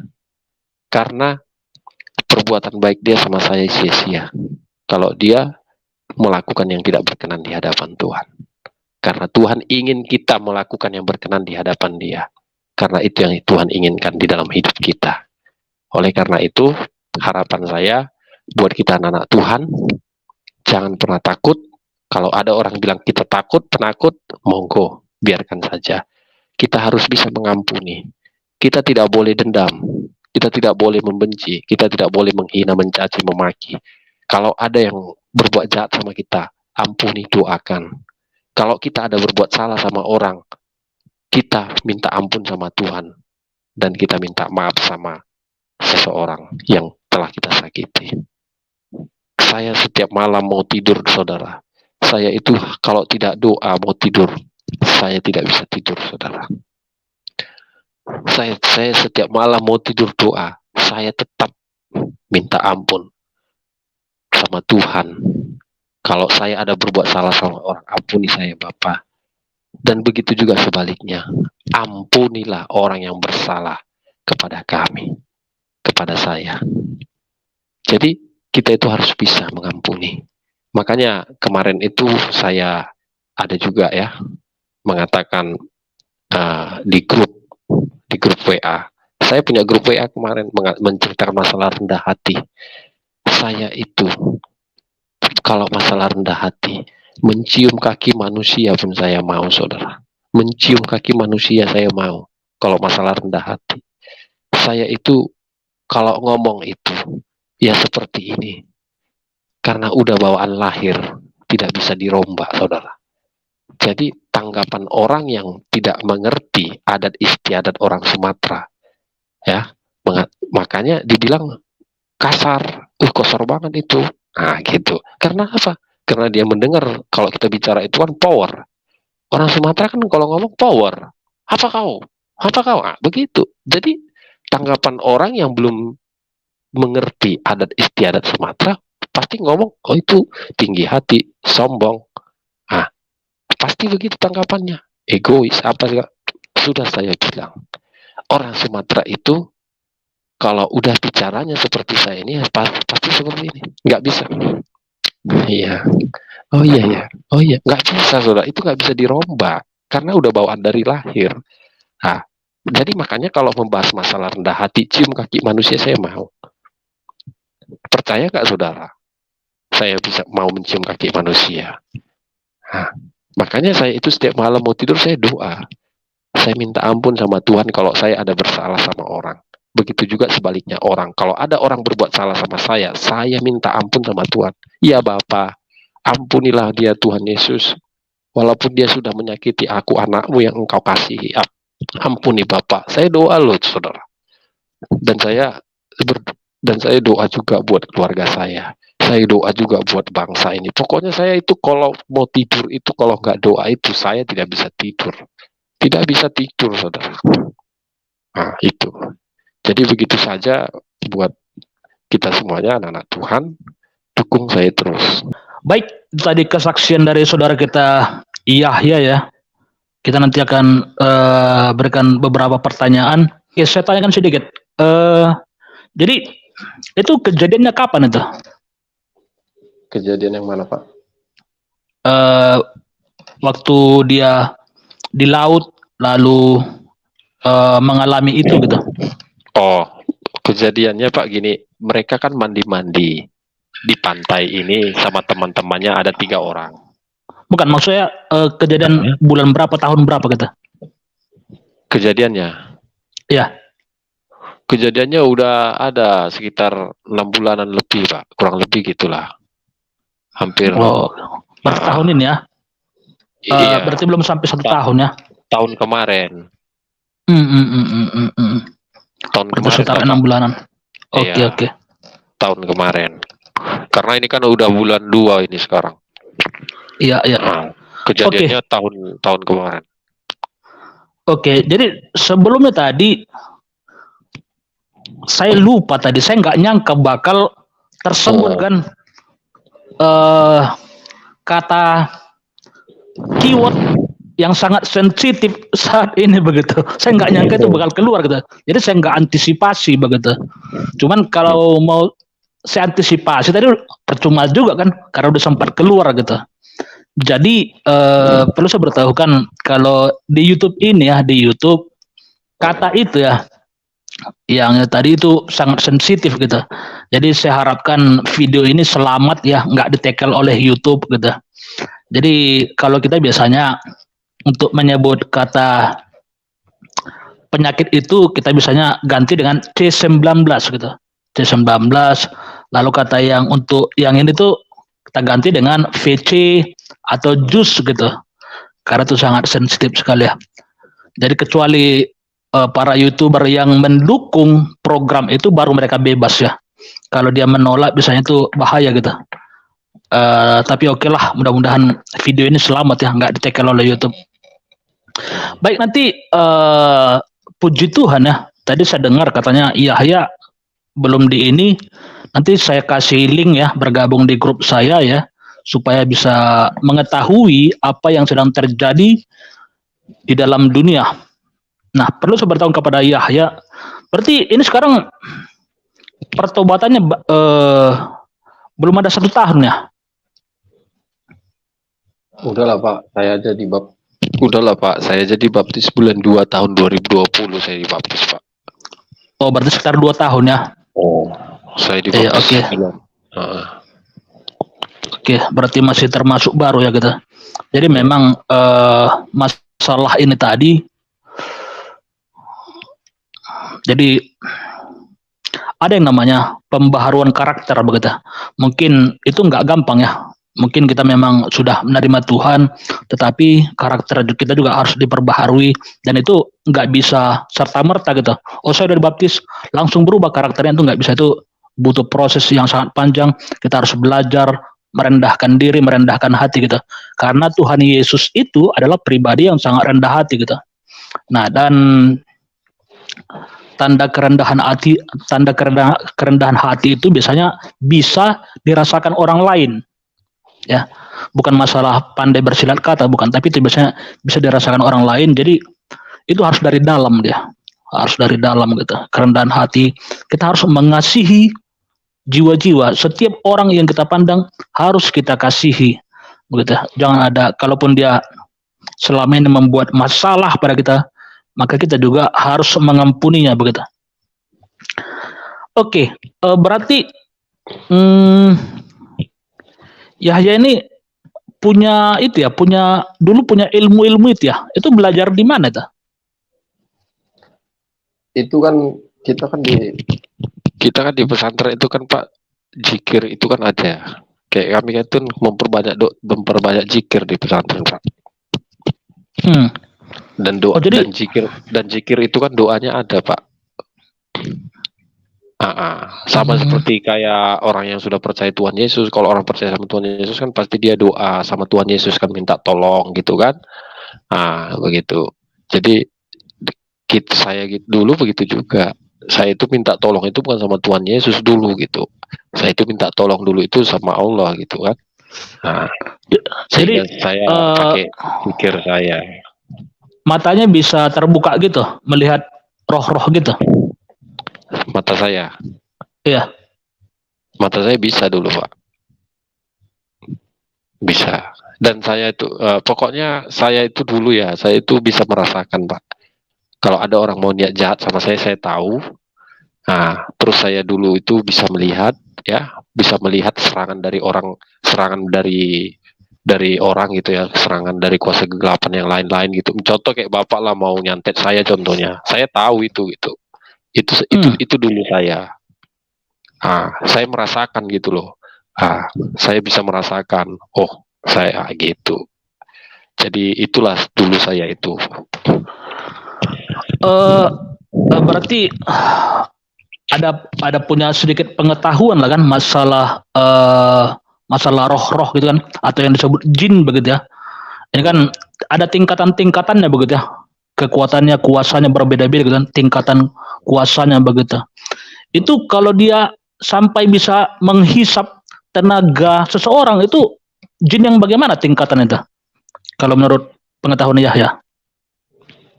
Maksudnya kalau bisa apakah itu. Begini, apakah semua itu kan tadi dikatakan tenaganya dihisap begitu kan, sampai lemas begitu kan? Nah itu apakah semua jin atau setan itu atau roh itu bisa melakukan itu, atau harus tingkatan tertentu gitu yang bisa melakukan itu? Itu yang kemarin itu waktu saya sakit itu, Pak, saya itu diserang sama rajanya, raja pantai. Jadi yang menyerang itu raja pantai. Karena mungkin dia nggak terima mungkin karena wilayah dia saya duduki begitu kan. Ibarat katanya dulu itu kan saya bisa dibilang menantang dia gitu. Sama seperti manusia, kalau kita tantangan pasti dia melawan begitu. Jadi saya dulu itu begitu, di pantai itu saya menantang dia gitu. Menantang. Jadi saya yang menantang dia gitu, karena dia sudah mengambil tumbal, karena dia sudah menumbalkan anak orang, si Jojo ini kan, manusia yang tidak berdosa ditumbalkan dia, sehingga saya tantang gitu. Ini kan tumbal, ini ditumbalkan ini Pak, si Jojo ini ditumbalkan. Karena mereka ini kan mandi-mandi ada 4 orang Pak. Dia sama teman-temannya mandi-mandi di pantai ini kan. Jadi di pantai ini kan banyak kapal nelayan. Kapal nelayan kan banyak. Mereka mandi-mandi di pantai itu, di pinggir-pinggir, di dekat-dekat kapal laut itu kan, kapal nelayan itu gitu. Jadi makanya dia tenggelam. Sementara dia kan pintar berenang, dan teman dia juga pintar berenang. Kenapa dia bisa ditarik? Ya itu tadi, ini tumbal. Dia ditumbalkan. Makanya apanya ini kemarin tuh nggak seneng gitu kan, nggak seneng karena saya menduduki wilayah dia gitu, sehingga saya ingin dibunuh gitu. Jadi saya dulu ya pernah tuh baru 1 kali lah di dalam kehidupan saya merasakan ya. Jadi saya masuk ke sebuah warnet lah kan, ke sebuah warnet. Jadi saya mau mengupload video nih, begitu kan. Jadi saya belum pakai IndiHome ya, saya ke warnet gitu. Nah, ini sebuah warnet yang baru kan, bukan warnet tempat langganan saya biasa gitu. Begitu saya masuk di warnet ini, saya duduk begitu kan, saya buka komputer, tiba-tiba itu tenaga saya tersedot begitu cepat begitu. Saya tuh merasakan seperti sebuah balon yang anginnya keluar gitu. Jadi saya lemas banget, tiba-tiba begitu cepat sekali tenaga saya drop gitu kan. Ini kenapa gitu kan, gitu. Lalu akhirnya mata saya mulai berkunang-kunang gitu kan. Ini ada apa gitu kan. Saya nggak pernah mengalami yang beginian gitu kan. Tapi sebagai seorang rohaniawan, saya bilangnya, saya ada sedikit tahulah mengenai pekerjaan setan, begitu kan, mengenai bahwa beberapa usaha-usaha itu memiliki penunggu-penunggunya gitu. Nah, supaya mungkin bisnisnya itu lancar, banyak ininya begitu. Saya tahu lah begitu kan. Jadi itu tenaga saya langsung drop, saya hampir pingsan lah begini. Mata saya udah putih semua penglihatan saya udah putih. Ini saya nggak pernah alami begitu kan. Nah lalu saya hanya beberapa menit saja, tapi saya lihat semua orang itu nggak kenapa-kenapa gitu, nggak kenapa-kenapa, lancar-lancar saya gitu. Tapi tenaga saya udah habis gitu. Saya udah hampir tergeletak lah gitu di lantai gitu. Cuman saya usahakan, saya lawan kan, saya bangkit berdiri gitu kan. Lalu saya bayar gitu kan. Saya bayar. Itu saya bawa motor, saya udah nggak berani lagi. Saya takut terjatuh kecelakaan gitu. Jadi saya rencananya mau saya tinggalin motor saya mau pulang naik becak gitu. Nah, tapi sampai di luar saya melawan terus kan dalam roh saya gitu. Nah, sampai saya sebut dalam nama Yesus gitu. Lalu tiba-tiba saya muntah di luar itu. Lalu setelah muntah, ini saya mulai bertambah tenaga saya gitu, karena saya dari luar gitu. Lalu setelah saya ini mulai agak segar dikit, saya langsung bawa motor saya langsung pulang. Anehnya, semakin saya menjauhi tempat itu, tenaga saya semakin pulih. Itu membingungkan saya gitu. Ini saya nggak pernah alami yang seperti ini. Itu bagaimana kira-kira tanggapan Yahya? Apakah memang ada roh yang bisa menghisap tenaga begitu? Ya, roh yang menghisap tenaga itu ya ada lah, Pak. Yaitu ya roh yang mau menghisap kita itu, menghisap darah itu, yaitu dia itu mau membunuh kita. Jadi terus gini loh, Pak. Kalau ilmu itu ya, ini kita cerita ilmu ya, supaya kita paham. Ilmu itu ada jarak tempuhnya juga loh, Pak. Oh iya. Ini contoh Bapak sekarang, posisi Bapak contohnya di Jakarta. Ya. Posisi saya di Medan. Ya. Ini contoh. Terus saya kerjailah Bapak ya.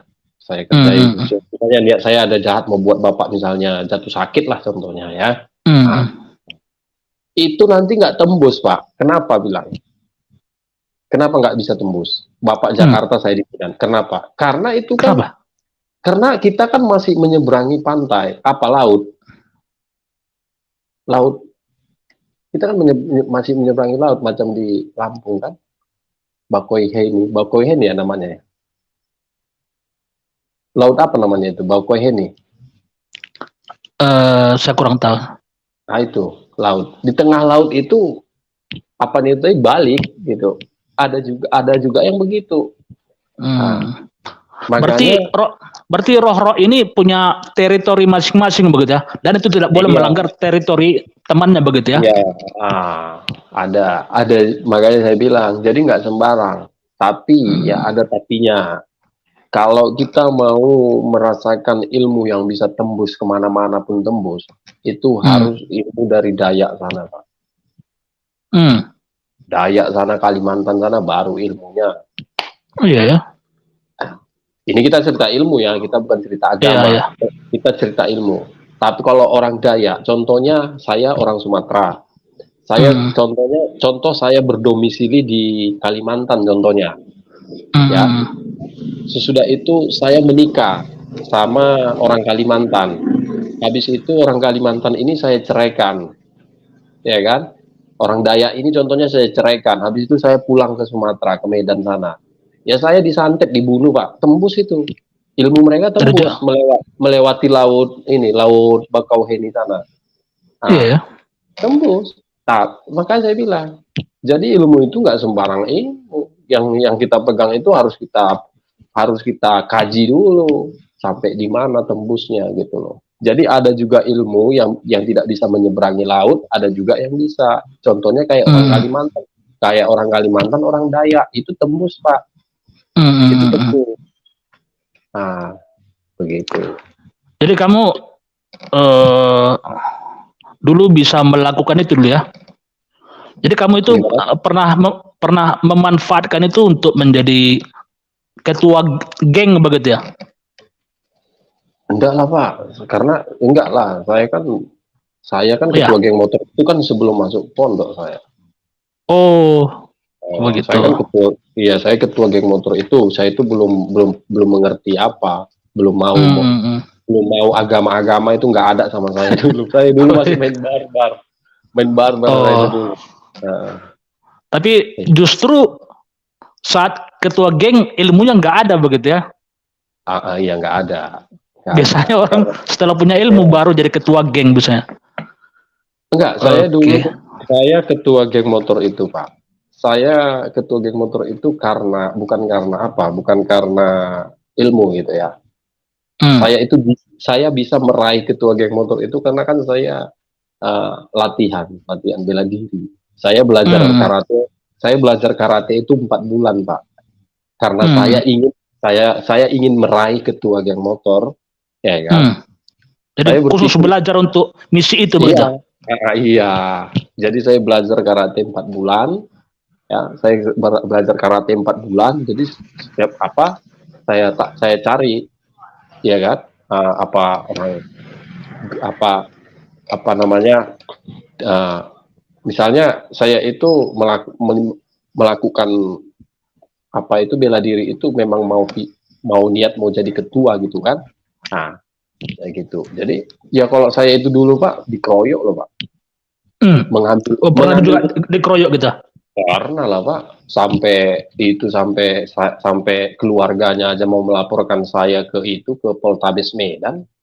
Hmm. Hmm. Poltabes Medan sana. Saya mau Hmm. dilaporkan keluarganya Hmm. Hmm. karena saya hajar pas saya hajar mereka.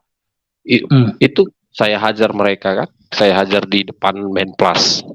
Saya pergi ke Menplas, ke Medan Plaza. Hmm. Hmm. Hmm. Nah, menemui mereka ini. Tapi saya di situ udah lulus, udah selesai latihan karate bela diri.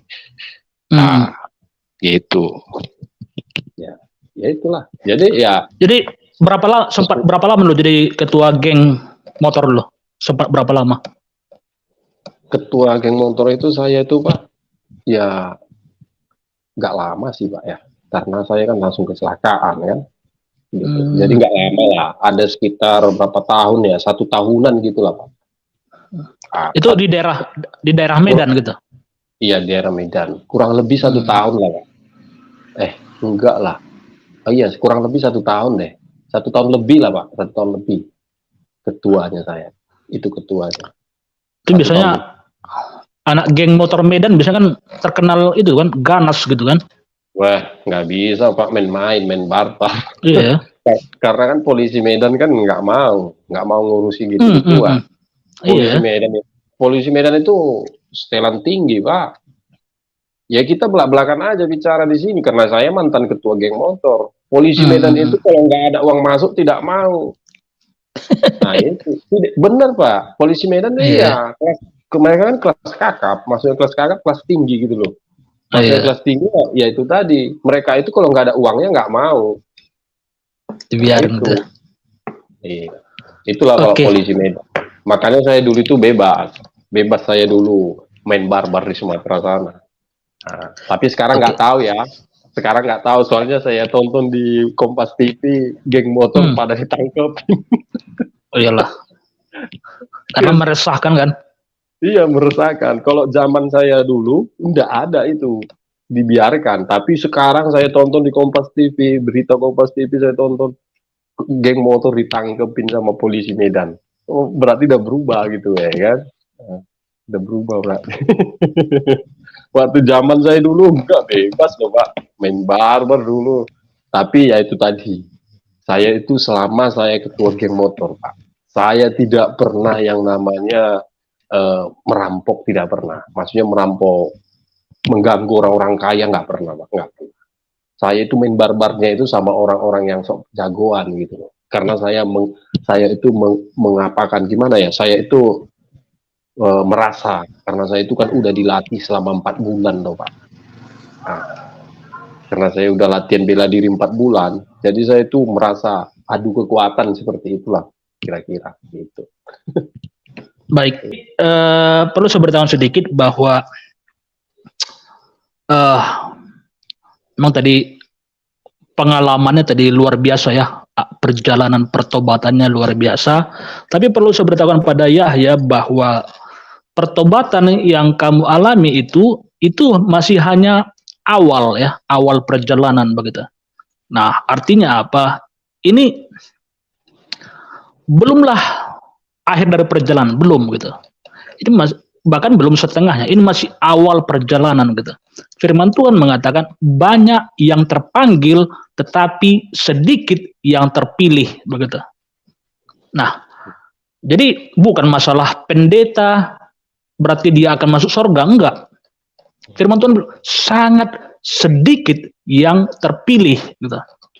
Jadi banyak pendeta terkenal ya di YouTube, di televisi itu belum tentu masuk surga. Mengapa?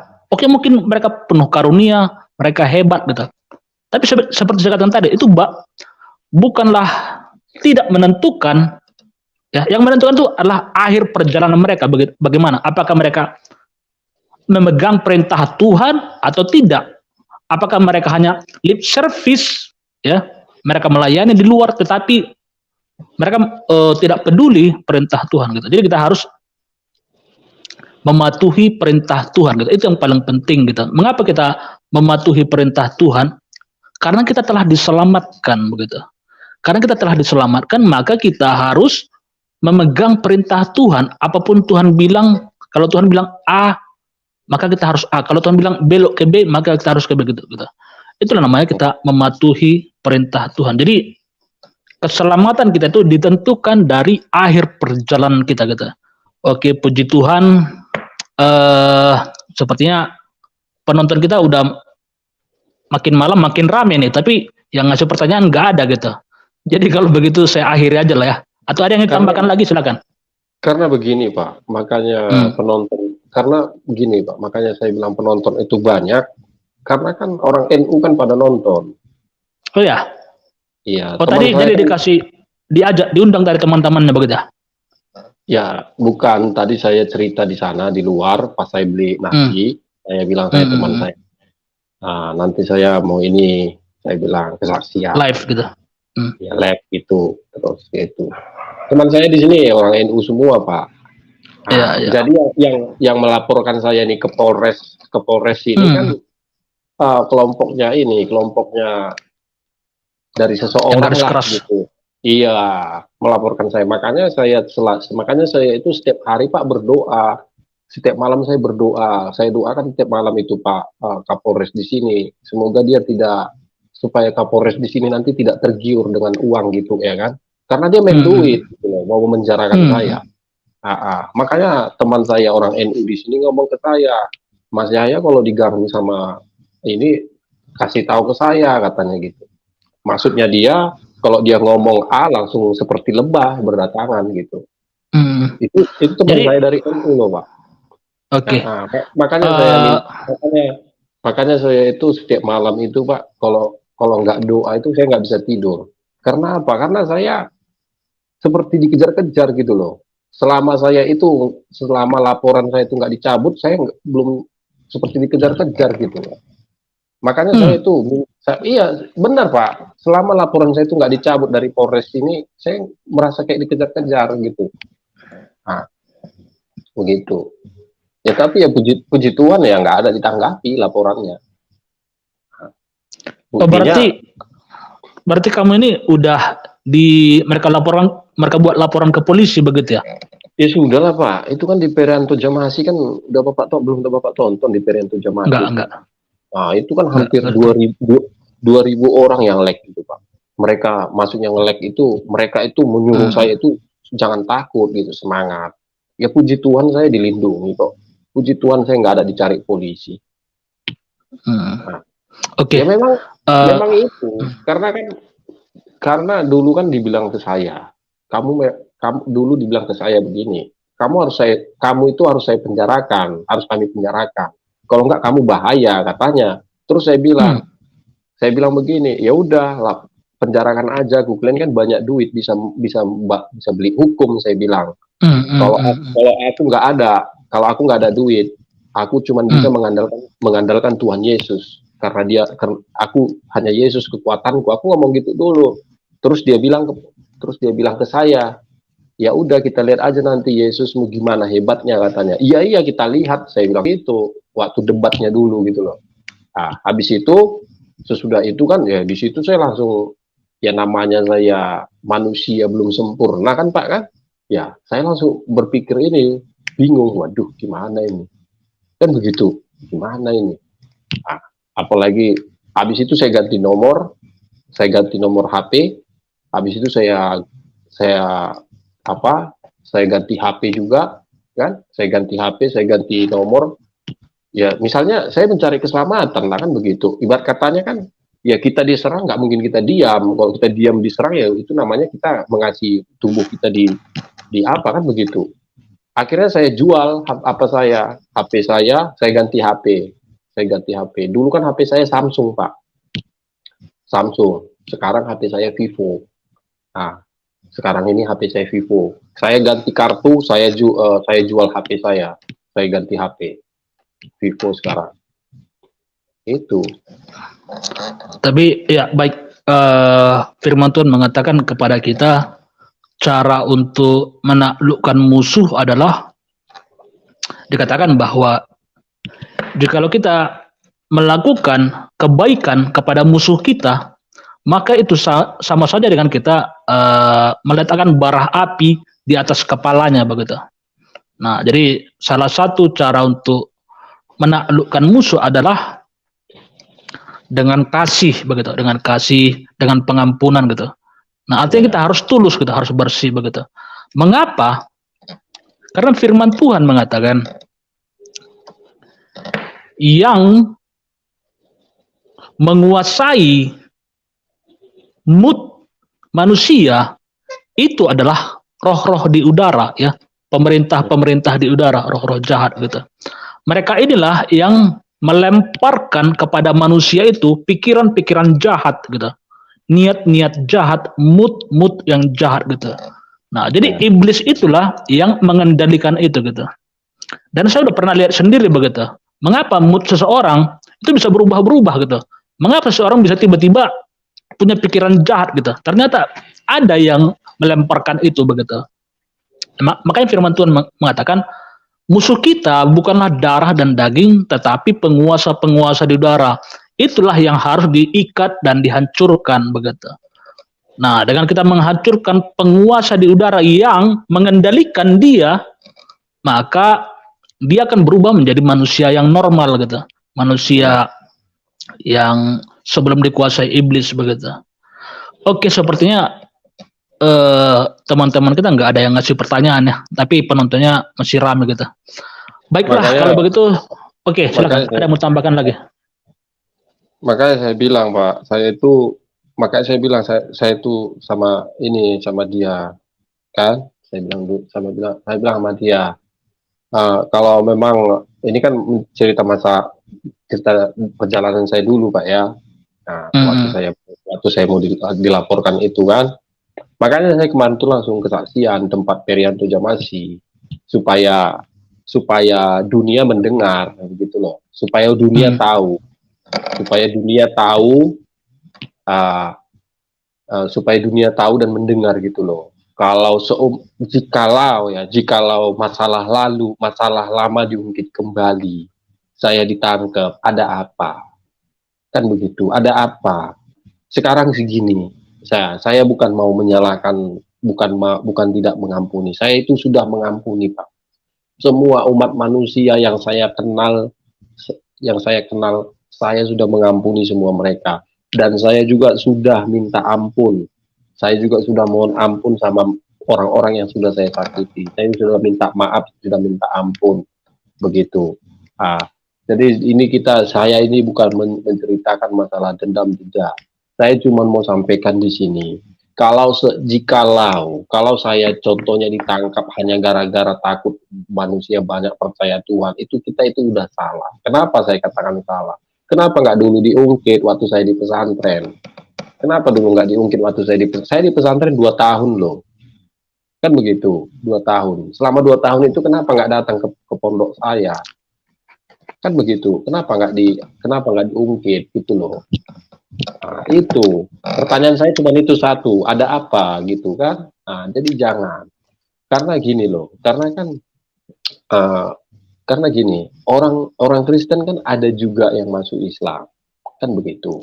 Jadi orang Kristen, orang Islam ada juga masuk Kristen. Jadi kita harus sama-sama menghargai. Karena negara kita ini kan negara kesatuan Republik Indonesia. Segala suku ras agama ada. Walaupun kita berbeda-beda suku, kan begitu. Jadi kita harus menghargai. Jangan karena saudara-saudara seiman kita dulu pindah keyakinan, sehingga kita langsung tekan, kita intimidasi, kita apa segala macam, itu tidak baik menurut saya, kan begitu. Makanya teman saya dari NU mengatakan seperti itu di sini. Maksudnya kalau diganggu ngomong ke saya, kenapa dia kalau dia ngomong Pak A itu seperti lebah orang datang. Karena dia kan dari organisasi Islam NU kan gitu. Gitu. Kenapa? Toleransinya kuat. Jadi kita Indonesia ini kalau toleransi kita nggak kuat, ya itu repot. Karena kan Indonesia banyak agama, ada Buddha, ada Buddha, ada Hindu, ada Katolik, ada Protestan, ada Islam, kan begitu. Artinya fenomena pindah agama itu adalah persoalan biasa saja ya. Ada yang dari Kristen ke Islam, ada yang dari Islam ke Kristen, itu biasa saja, nggak perlu main polisi-polisi begitu ya. Itu dimaklumin aja lah, itu hal yang biasa gitu. Oke, ini ada dari saudara kita. Ada dari saudara kita Siti Jenar Panjaitan. Dia mengatakan bahwa Shalom Bang, sama saya juga murtadin gitu. Kini jadi anak Tuhan Yesus. Ya, haleluya. Oke. Baiklah kalau begitu. Ini kita udah hampir 2 jam ini. Udah hampir 2 jam gitu. Tapi yang belum ada yang ngasih pertanyaan. Oke, ada yang mau disampaikan pesan terakhir, silakan sebelum kita tutup. Ya, pesan terakhir cuman saya mau sampaikan buat kita anak-anak Tuhan yang sedang menonton, ya, yang sedang mendengarkan, apapun masalah Anda, baik atau tidak baik, tetap ingat Tuhan Yesus baik. Itu aja. Ingat Tuhan Yesus baik. Jangan fokus sama masalah Bapak Ibu. Jangan fokus dengan masalah rumah tangga, ekonomi, masalah sakit, penyakit, masalah keluarga, masalah COVID. Ya, ingat aja, baik atau tidak baik keadaan kita, katakan Tuhan Yesus baik. Itu aja. Haleluya. Karena kenapa saya katakan begitu? Kenapa kita harus ingat Tuhan Yesus baik? Apa yang sudah kita buat sama Tuhan? Apa yang sudah kita perbuat sama Tuhan Yesus? Belum ada kan? Belum ada. Tuhan Yesus udah nyata perbuatannya kepada kita. Dia rela disalibkan. Dia rela menebus dosa kita. Dia rela disalib. Nyata, perbuatan Tuhan Yesus nyata. Dia disalibkan dia. Jadi saya mau tanya, perbuatan kita apa yang sudah kita perbuat sama Tuhan Yesus? Kita harus tanya diri kita sendirilah. Apa yang sudah aku perbuat sama ya Bapak? Kita tanya Tuhan sendiri, biar Tuhan yang menilai, biar Yesus yang menilai kita, bukan manusia. Jadi harapan saya buat anak-anak Tuhan, apapun keadaan Bapak Ibu, baik atau tidak baik, ingat saja Tuhan Yesus baik. Udah itu aja. Terima kasih. Tuhan Yesus. Haleluya. Haleluya. Oke, saya berikan juga sedikit pesan sama Yahya. Karena kamu dulu dari mantan preman gitu kan, jadi karakter kita harus diperbaharui gitu. Kita harus serupa seperti Yesus gitu. Memang